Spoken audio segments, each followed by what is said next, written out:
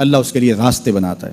حضرت عوف بن مالک رضی اللہ تعالی عنہ الاشجعی حضور کی خدمت میں حاضر ہوئے اور عرض گزار ہوئے کہ میرا بیٹا سالم مشرکین کی قید میں ہے اور میں فاقوں کی حالت میں ہوں۔ تو فرمایا آل محمد کے پاس ایک سیر جو ہیں، بس اس کے علاوہ ہمارے پاس بھی کھانے کے لیے دنیاوی اسباب نہیں ہیں۔ کہا صبر کرو اور اللہ سے ڈرو اور لا حول ولا قوت الا باللہ کثرت کے ساتھ پڑھو۔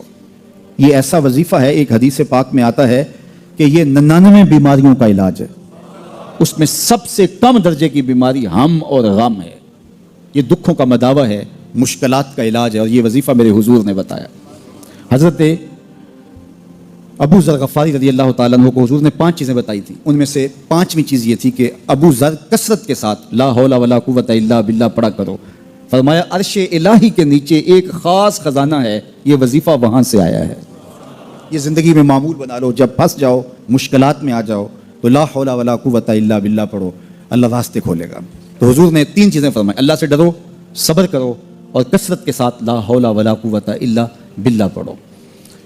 وہ فرماتے ہیں کہ میں یہ عمل شروع کیا، ابھی گھر میں بیٹھا ہی تھا کہ دروازے پہ دستک ہوئی، تو میں اٹھا کہ دروازہ کھولوں دیکھوں کہ کون ہے۔ تو دروازہ کھولا، دیکھا میرا بیٹا کھڑا ہے اور اس کے پیچھے 100 اونٹ کھڑے ہیں۔ تو میں نے کہا کہ تم اور یہ اونٹ؟ کہا مجھے موقع لگ گیا، میں ان کی قید سے بھاگ آیا اور آتے آتے ان کے 100 اونٹ بھی ہانک لایا ہوں۔ وَيَرْزُقْهُ مِنْ حَيْثُ لَا يَحْتَسِبُ، وہ تمہیں وہاں سے رزق دے گا جہاں سے تمہیں گمان بھی نہیں۔ اس کے ہو کے تو دیکھو، اللہ اکبر، اللہ کے ہو جاؤ تو پھر وہ تمہاری ضرورتوں کا کفیل ہو جائے گا۔ فرمایا حضرت عبداللہ ابن مسعود رضی اللہ تعالیٰ عنہ نے کہ کسی شخص کو فقر و فاقہ آ جائے تو وہ لوگوں کو بتائے کہ میں آج کل بڑے مشکل حالات میں ہوں، ہر وقت لوگوں کو بتاتا رہے تو اس کی مشکل بڑھے گی، اس کی مشکلیں آسان نہیں ہوں گی اس طرح۔ اور اگر وہ اپنی اس مشکل کو کسی سے شیئر نہ کرے بلکہ مصلی بچھا کے اپنے رب سے کہے کہ مالک فقر و فاقہ آ گیا ہے اور اس کا علاج تیرے پاس ہے، اس مرض کا مداوع تیرے پاس ہے۔ تو حضرت عبداللہ ابن مسعود فرماتے ہیں کہ رسول کریم نے فرمایا جلد یا بدیر اللہ اس کو مالا مال فرما دے گا۔ یہ بھی کبھی کر کے دیکھو، مشکل آ جائے، فاقہ آ جائے، مصیبت آ جائے، کسی سے نہ کہو، صرف اپنے رب سے کہو، پھر دیکھنا اس کی کرم نوازیوں کا می کیسے برستا ہے۔ فرمایا اللہ پر بھروسہ کرنے کا جو حق ہے اگر وہ تم ادا کر دو، وہ تمہیں ایسے رزق عطا کرے جیسے پرندوں کو عطا کرتا۔ ہم تو دکان پہ جانا ہوتا ہے، فیکٹری میں جانا ہوتا ہے، ہم اپنے کاروبار پہ جانا ہوتا ہے، نوکری پہ جانا ہوتا ہے، مزدوری پہ جانا ہوتا ہے، ہمیں پتہ ہے کہاں آج صبح جانا ہے، لیکن پرندوں کو کوئی پتہ نہیں ہوتا کہاں جانا ہے، راس المال بھی نہیں ہوتا، لیکن صبح نکلتے ہیں، شام کو کبھی بھی خالی پیٹ نہیں آئے۔ بن توکل پنچھی اڑ دے، خرچ نہ پلے زیرا ہو۔ گھر سے خالی پیٹ نکلتے ہیں، جب واپس آتے ہیں تو پیٹ بھرے ہوئے ہوتے ہیں، اور پھر جو ان کی ضرورت ہوتی ہے اللہ وہ ساری ضرورتیں پوری کرتا ہے، جو ضرورت ان کی ہوتی ہے۔ یہ شیر کتنا گوشت کھاتا ہے، اللہ روز اسے دیتا ہے۔ یہ ہنس روزانہ سچے موتی کھاتے ہیں، اور آپ مارکیٹ میں لینے جائیں لاکھوں روپے لگا کے تولے ماشے کے حساب سے آپ خریدتے ہیں، پھر بھی آپ کو یقین نہیں ہوتا کہ یہ سچے ہیں یا 2 نمبر ہیں۔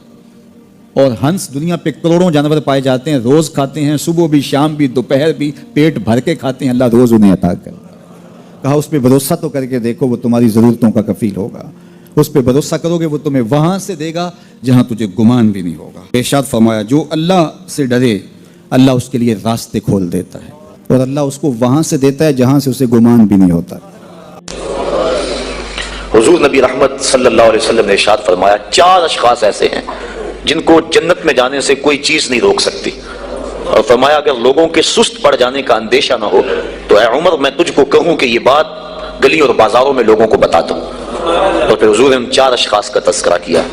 ایک وہ شخص جو والدین کے ساتھ حسن سلوک کرتا ہے، دوسرا وہ شخص جس کی اولاد زیادہ ہے، ذرائع آمدنی تھوڑے ہیں، لیکن وہ اپنی اولاد کے پیٹ میں لقمہ حرام نہیں جانے دیتا۔ جب ذرائع آمدنی زیادہ ہوں اور پھر حرام سے بچنا، یہ بھی بہت بڑی سعادت ہے، لیکن جب ذرائع آمدنی بھی تھوڑے ہوں اور اولاد بھی زیادہ ہو تو پھر حرام سے بچنا یہ بڑا مشکل اور آزمائش کا مرحلہ ہوتا ہے۔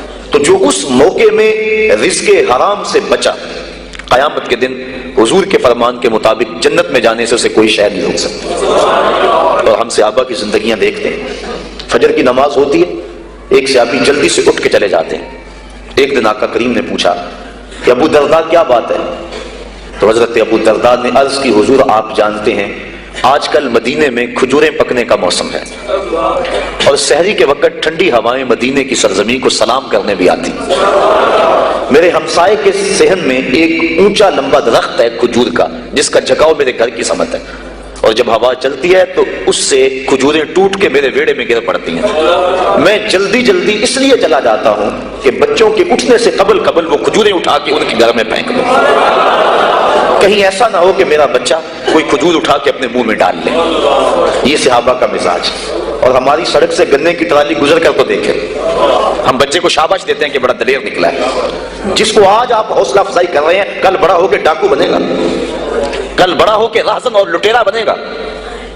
اولاد کی تربیت کے باب میں یہ بات ہے کہ اگر وہ گناہ کا ارتکاب بچپن میں بھی کرتے ہیں تو ان کی وہاں حوصلہ شکنی کی جائے تاکہ ان کے دل میں گناہ سے نفرت پیدا ہو جائے. تو حضرت ابو درداء نے عرض کی حضور میں اس لیے جلدی چلا جاتا ہوں کہ ہمسائے کے گھر سے جو کھجور کا درخت ہماری سمت جھکا ہوا ہے اس کی کھجوریں جو گرتی ہیں میں ان کو اٹھا کے ان کے صحن میں پھینک دوں تاکہ کہ میرا بچہ وہ کھجور اپنے اندر نہ لے لے. اور آپ جانتے ہیں کہ حضرت امام حسین رضی اللہ تعالیٰ عنہ مسجد نبوی میں آئے، صدقے کی کھجوروں کا ڈھیر لگا ہوا تھا، بچے تھے، ایک کھجور اٹھا کے انہوں نے اپنے منہ میں ڈال لی. تو آقا کریم صلی اللہ علیہ وسلم تیزی سے آگے بڑھے اور ان کے حلق میں انگلی ڈال کر حضور نے کہا کہ اس کو نکالو باہر اور اندر سے کھجور باہر نکلوا دیں. میں اور آپ اپنے رزق پر اگر غور کر لیں اور اپنے رزق کی حلت کا سامان کر لیں تو عبادت کی لذت نصیب ہو جائے. تیسرا وہ شخص کہ جس نے ایسی سچی توبہ کی کہ دوبارہ گناہ کی طرف جانا اتنا مشکل ہے جس طرح تھن سے نکلا ہوا دودھ دوبارہ اندر نہیں جا سکتا. اور چوتھی وہ عورت جس نے اپنی ساری محبتیں اپنے خامد پہ نچھاور کر دی اور اس حال میں مری کہ اس کا خامد اس پہ راضی تھا. اس کو جنت میں جانے سے کوئی چیز نہیں روکی.